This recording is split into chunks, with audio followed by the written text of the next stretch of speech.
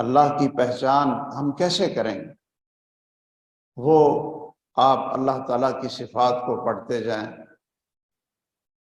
آپ سورۃ الفاتحہ سے شروع کرتے ہیں، بسم اللہ سے قرآن کو شروع کرتے ہیں، اس کے اندر الرحمن الرحیم، یہ اللہ کی یہ صفتیں ہیں کہ وہ رحمان ہے، رحیم ہے، رب العالمین ہے، مالک یوم الدین ہے۔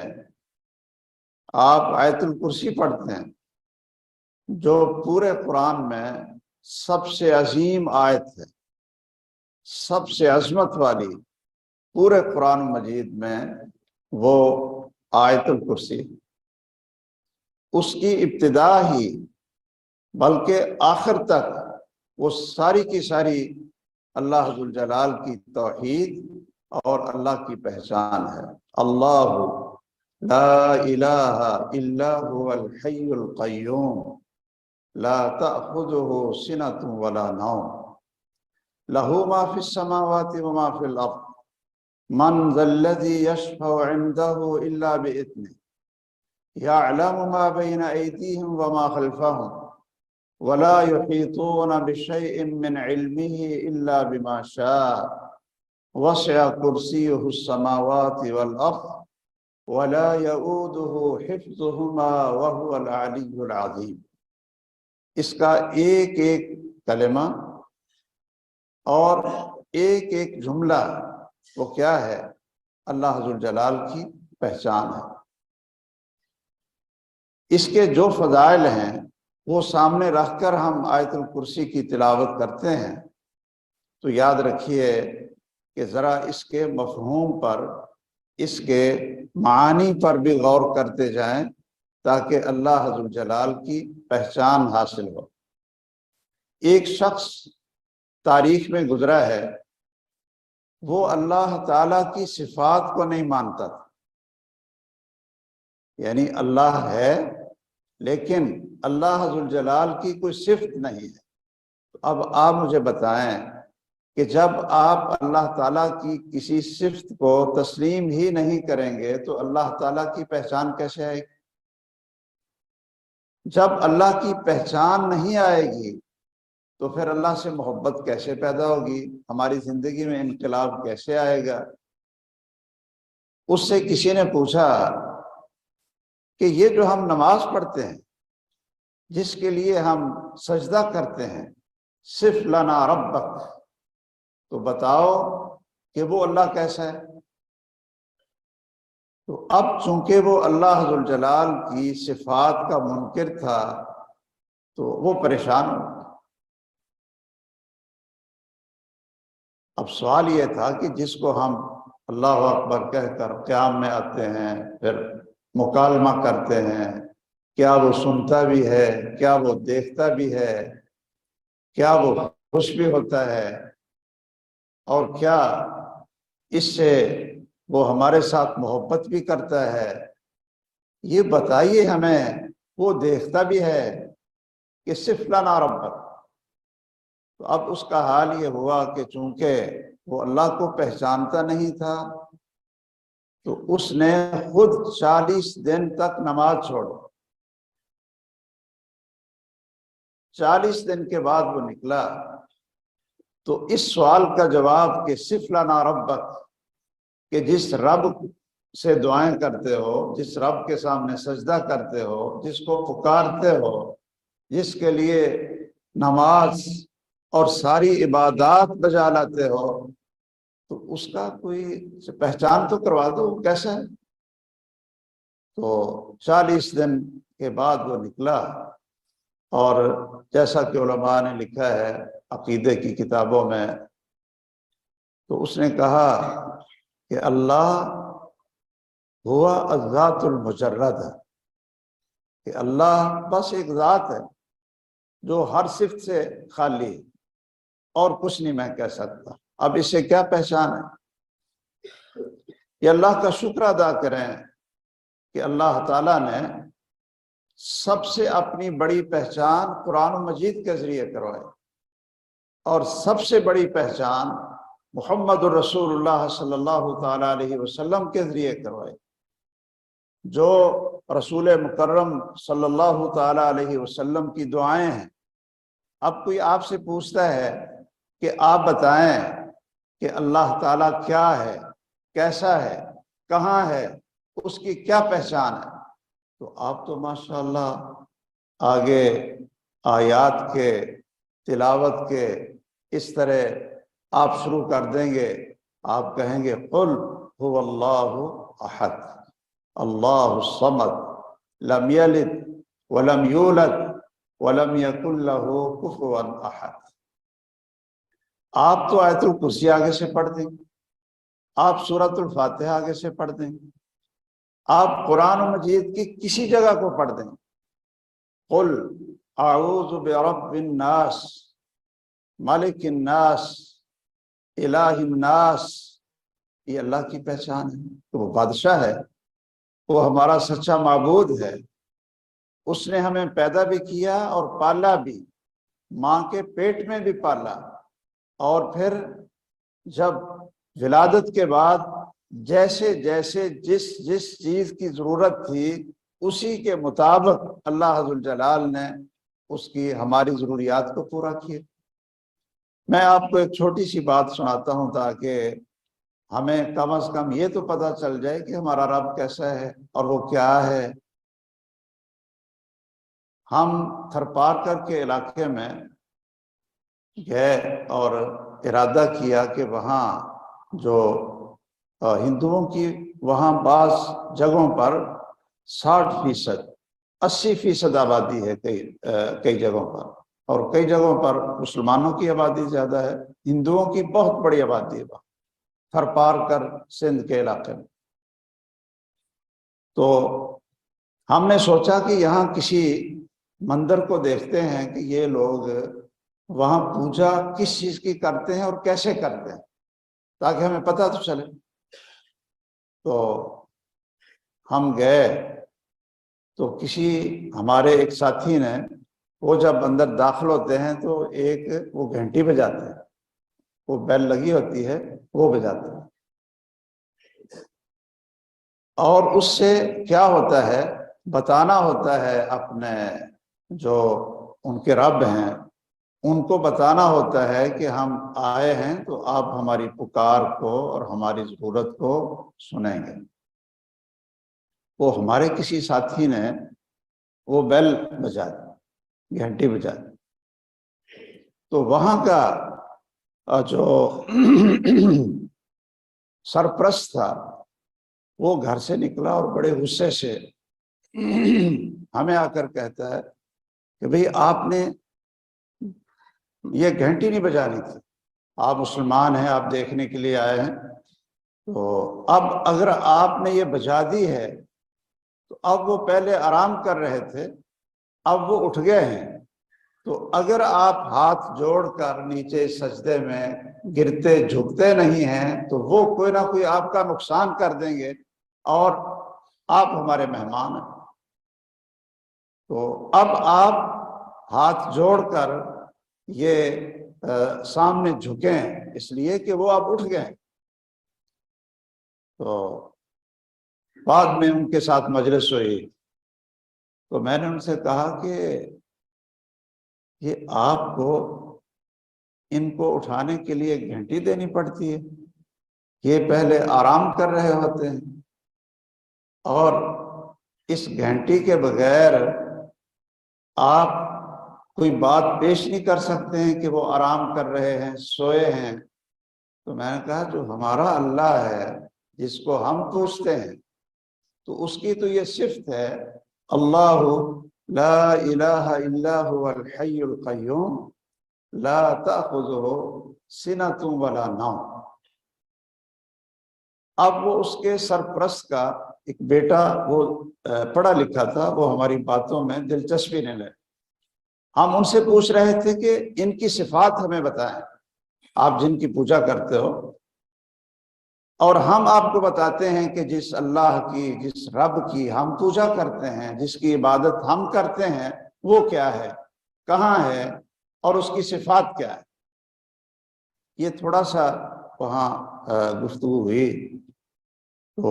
وہ ان کا بیٹا بڑی دلچسپی لے رہا تھا کہ مسلمانوں کی یہ تفصیل سے باتیں، تو آج یہ سننے کا موقع ملا، اور اللہ کا شکر ہے اللہ تعالیٰ نے ایسا اس کے دل میں اثر ڈالا کہ 2 مہینے کے بعد اس کا اعلان آیا کہ میں اشہد ان لا الہ الا اللہ پڑھ کر مسلمان ہوتا ہوں۔ ہم جب آئے ہیں اسلام میں داخل ہوئے ہیں تو ہم نے بھی یہ کلمہ پڑھا ہے اور اللہ کی توحید کو مانا ہے، تو جب تک اللہ تعالیٰ کی صحیح پہچان نہیں ہوگی کہ وہ کیا ہے، بکریوں کے چرواہے، ان کے پاس کوئی ڈگریاں نہیں تھیں، آپ اس سے اندازہ لگائیں، بلکہ یہ چھوٹی چھوٹی مخلوق، چیونٹیاں، درخت، ذرات، یہ ہر چیز اللہ کو پہچانتی، اللہ کو پہچانتی۔ میں کئی دفعہ صرف نصیحت کے لیے یہ واقعہ ذکر کر دیتا ہوں، آپ نے کئی دفعہ اپنے علماء سے سنا، بلوغ المرام میں امام ابن حجر رحمہ اللہ نے بھی اس کا باب صلاۃ الاستسقاء میں ذکر کیا کہ سیدنا سلیمان علیہ السلام کے دور میں قحط سالی پڑی تو انہوں نے لوگوں سے کہا کہ چلیں اللہ تعالیٰ سے استغفار کرتے ہیں اور بارش کی دعا کرتے ہیں، تو انہوں نے ایک چیونٹی کو دیکھا کہ وہ ٹانگیں اٹھائے، وہ کچھ بول رہی ہے، اللہم انا خلق من خلقک لیس بنا غنی عن سقیاک، یا اللہ ہم بھی تیری مخلوق، تو ہم بھی تیرے پانی اور بارش کے بغیر ہماری بھی کوئی زندگی نہیں ہے، تو آپ بارش دے دیں۔ میں یہاں تھوڑا سا ٹھہر کر یہ پوچھا کرتا ہوں کہ چیونٹی کا دماغ کتنا بڑا ہوتا ہے اور انسان کا دماغ کتنا بڑا ہے؟ کیوں جی؟ انسان کو اللہ تعالیٰ نے جو بڑی اشرف اور اعلیٰ مخلوق بنایا نا، وَفَضَّلْنَاهُمْ، اللہ کہتے ہیں کہ ہم نے تو ان کو بڑی فضیلت دی ہے بڑی مخلوقات کے اوپر، اور لَقَدْ خَلَقْنَا الْإِنسَانَ فِي أَحْسَنِ تَقْوِيمٍ یا ایہا الانسان ما غرک بربک الکریم، وہ انسان تجھے کیا ہو گیا کہ تیرا کریم رب ہے، تو اس کے بارے میں دھوکے میں پڑا ہوا ہے۔ تو ہمیں تو اللہ تعالیٰ نے جسمانی لحاظ سے ناخن سے لے کر سر کے بالوں تک دیکھیں اور پھر اپنے اعضاء کو دیکھیں، چلو یہ بات لمبی ہوگی تو میں کہتا ہوں کہ یہ چونٹی کا دماغ اور اس کا دل اور اس کی عقل وہ کتنی بڑی ہے اور ہماری کتنی بڑی، وہ شاید اول تو وہ عام نظر ہی نہیں آتی، اور اگر کوئی خوردبین سے کوئی دیکھے بھی تو وہ کتنا بڑا دماغ ہو، کتنی بڑی عقل ہو، لیکن ان کو کسی نے غلط لائن پر اس کو لگایا نہیں تھا، وہ چیونٹیاں اللہ کی فطرت پر تھیں، ایسے جس فطرت پر اللہ نے پیدا کیا اسی فطرت پر تھی، کسی نے ان کو غلط گائیڈ نہیں کیا تھا، تو اس لیے وہ چیونٹی کو پتا تھا کہ میں ڈائریکٹ اللہ سے مانگوں گی تو اللہ سنے گا بھی، دیکھے گا بھی، اور مجھے بارش بھی دے گا، اس کو یقین تھی۔ اور ہم ماشاءاللہ اتنا بڑا دماغ ہے تو ہمیں آج تک یہ پہچان نہ آ سکی کہ اللہ کہاں ہے۔ وہ چیونٹی نے تو اپنی ٹانگیں اوپر اٹھائی تھی، اس کو پتا تھا کہ اللہ اوپر ہے،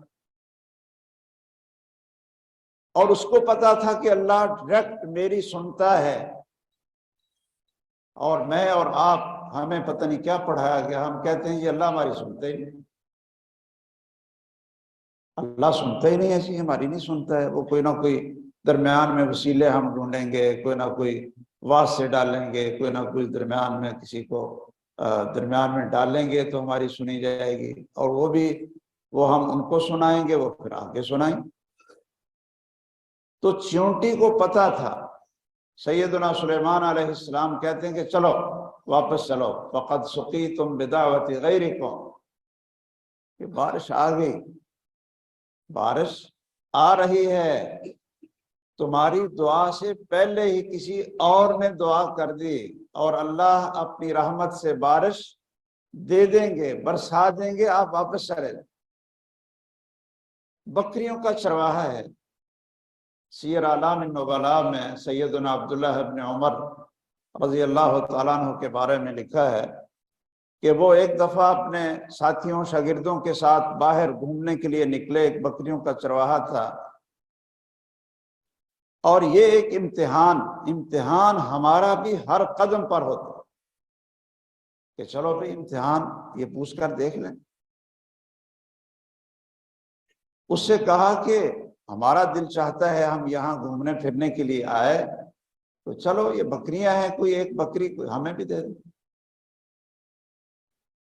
تو اس نے کہا کہ میں تو ایک چرواہا ہوں، غلام ہوں، نوکر ہوں، تو یہ میری ہیں نہیں ہے تو کیسے دوں؟ پھر کہا کہ پیسے لے لو۔ کیسے پیسے لوں؟ یہ میری ہیں نہیں۔ اور طریقہ بھی بتایا ایک ساتھی نے ان کو کہ ایک بکری دے دو، پیسے جیب میں ڈالو، اگر مالک پوچھتا ہے کہ بکری کدھر گئی، شام کو آپ جب گھر جائیں گے تو بھیڑیے عام پھرتے ہیں اور بکریاں اٹھاتے تھے، تو آپ یہ بہانہ لگا دیں گے کہ بھیڑیا اٹھا کر لے گئے، اس لیے ایک بکری کم ہو۔ کیوں جی، کیسی اسکیم؟ لیکن اس نے نہ کوئی پڑھا تھا، نہ میٹرک کیا، نہ اس نے کوئی اور ڈگری لی، نہ اس کو انگلش آتی تھی، وہی جو عام زبان ان کی تھی، بس اس نے لا الہ الا اللہ پڑھا تھا، اور عربی تھے، ان کو اس کا معنی تھا۔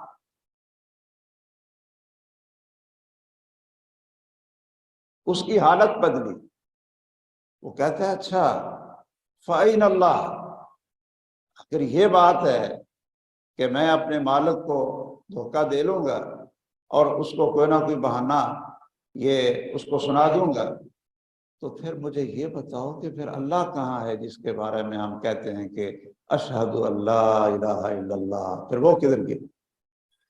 وہ نہیں دیکھ رہا، اس کو کیا جواب دیں گے؟ کہ ان کو اللہ کی پہچان تھی۔ کیا ہم یہ کلمہ پڑھنے والے جو کچھ آج کاروبار میں کر رہے ہیں،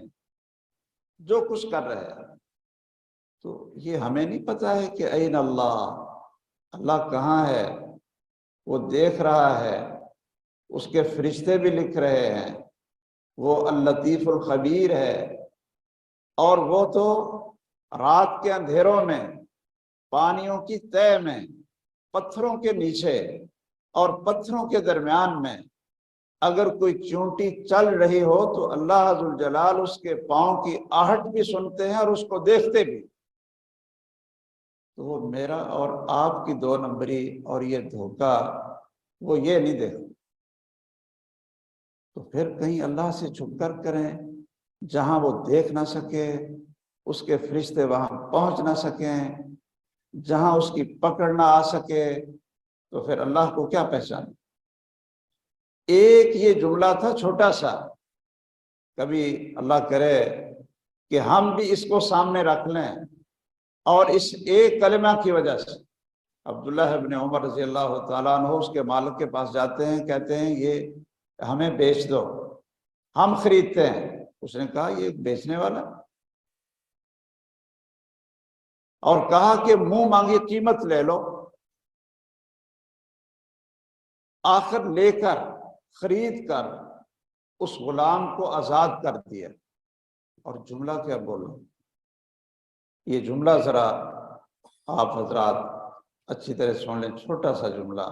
جملہ یہ بولا کلمتن آتقت کا فی الدنیا، کہ تیرے ایک لفظ نے این اللہ، کہ پھر اللہ کہاں ہے؟ اگر میں اپنے مالک کو دھوکہ دوں تو اللہ کہاں ہے؟ تیرے اس ایک لفظ نے تجھے دنیا میں غلامی سے آزاد کر دیا ہے، میں تجھے آزاد کرتا ہوں، اور مجھے اپنے اللہ سے امید ہے کہ قیامت کے دن اللہ عز الجلال تیرے اس جملے کی وجہ سے تجھے جہنم سے بھی آزاد کر۔ آپ نے رسول اللہ صلی اللہ تعالی علیہ وسلم کی سیرت میں سنا اور پڑھا ہوگا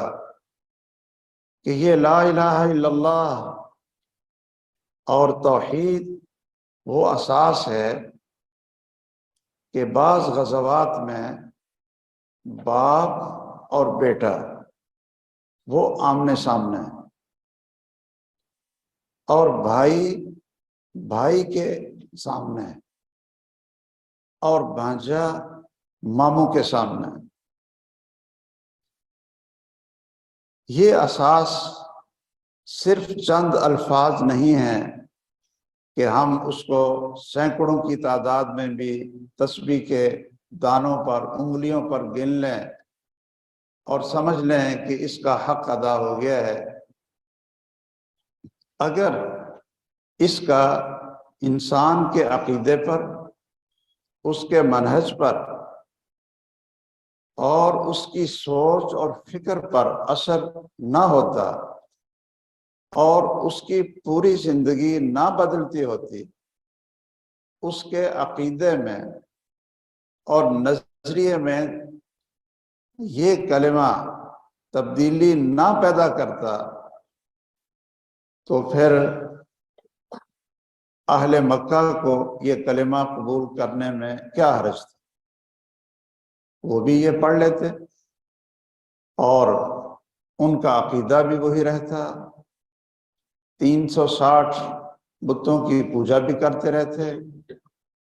اور ان کو سفارشی بھی بناتے رہتے، نفع اور نقصان کا مالک بھی ان کو سمجھتے رہتے، اور نہ ان کے کاروبار میں فرق آتا، نہ 24 گھنٹے کھانے پینے اور سونے اور اٹھنے کے ٹائم میں کوئی تبدیلی آتی،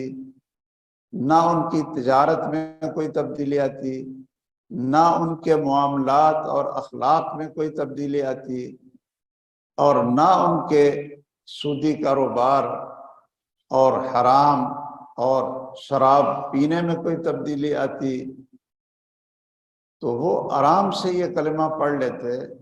اور سارے مل جل کر سکون سے رہتے۔ لیکن وہ عرب تھے، وہ ان الفاظ کی معنویت کو جانتے تھے، اس لیے آپ کے سب سے قریبی سکے چچا انہوں نے اس کو قبول کرنے سے انکار کیا، اور جس شخص کو اہل مکہ ابو الحکم یعنی ہمارے فیصلے کرنے والا، اور اس کلمے کی وجہ سے آپ حضرات اس کو ابو جہل کہتے ہیں، اور رسول اللہ صلی اللہ علیہ وسلم کی دعوت سے پہلے وہ مکہ کے سرداروں میں ابو الحکم کہلاتا تھا کہ اگر فیصلے کروانے ہیں تو اس سے کرواؤ، اور آپ حضرات اس کو ابو جہل کہتے ہیں۔ تو یہ کلمہ انسان کے اندر کتنی تبدیلی پیدا کرتا ہے، اور یہ کتنی بڑی بنیاد ہے کہ اس کے بغیر دنیا اور آخرت کی کامیابی کا کوئی تصور نہیں ہے، اور کسی عمل کی قبولیت کا کوئی معنی نہیں ہے۔ اور زندگی کے اندر یہ کلمہ وہ تبدیلیاں پیدا کرتا ہے کہ وہ رات کو دن کو چلتے پھرتے کاروبار میں، اخلاق میں، معاملات میں ایسا نور اور روشنی نظر آتی ہے کہ ہر شخص پہچانتا ہے کہ یہ وہ آدمی ہے کہ جس نے اشہد ان لا الہ الا اللہ و اشہد ان محمد رسول اللہ پڑھا ہوا ہے۔ لیکن اس کے لیے اس کو پہچاننا ضروری ہے کہ اس کی معرفت ہو کہ لا الہ الا اللہ اس کا معنی کیا ہے، اس کے تقاضے کیا ہیں، اور اس میں سب سے پہلے توحید میں اللہ تعالیٰ کی پہچان اور معرفت حاصل ہو، اور اس صحیح پہچان اور معرفت کے بعد اللہ کی محبت حاصل ہوتی ہے، اور اس محبت کے نتیجے میں پھر انسان کی زندگی بدل جاتی ہے۔ آپ نے رسول مکرم صلی اللہ تعالیٰ علیہ وسلم کے زبان مبارک سے نکلے یہ الفاظ علماء سے سنے ہوں گے۔ آپ فرماتے تھے انا اعلمکم باللہ، کہ میں تم سب سے زیادہ اللہ کو جانتا ہوں۔ اللہ کی معرفت اور اللہ کی پہچان وہ تم سب سے زیادہ میں جانتا ہوں، اور اس پہچان کی وجہ سے، اس معرفت کی وجہ سے تو آپ کیا فرماتے ہیں؟ اعلمکم باللہ واخشاکم للہ واتقاکم للہ۔ اللہ کی پہچان کا نتیجہ یہ ہے کہ میں تم سب سے بڑھ کر اللہ سے ڈرنے والا بھی ہوں، اور اللہ ذوالجلال کا خوف اور اس کی خشیت بھی رکھنے والا۔ تو یہ بات آپ یاد رکھیں کہ اللہ تعالیٰ کی پہچان اس کلمہ کے ذریعے وہ اللہ تعالیٰ کی صفات کے ذریعے ہوتی ہے، اور اللہ ذوالجلال کے اسماء کے ذریعے ہوتی ہے۔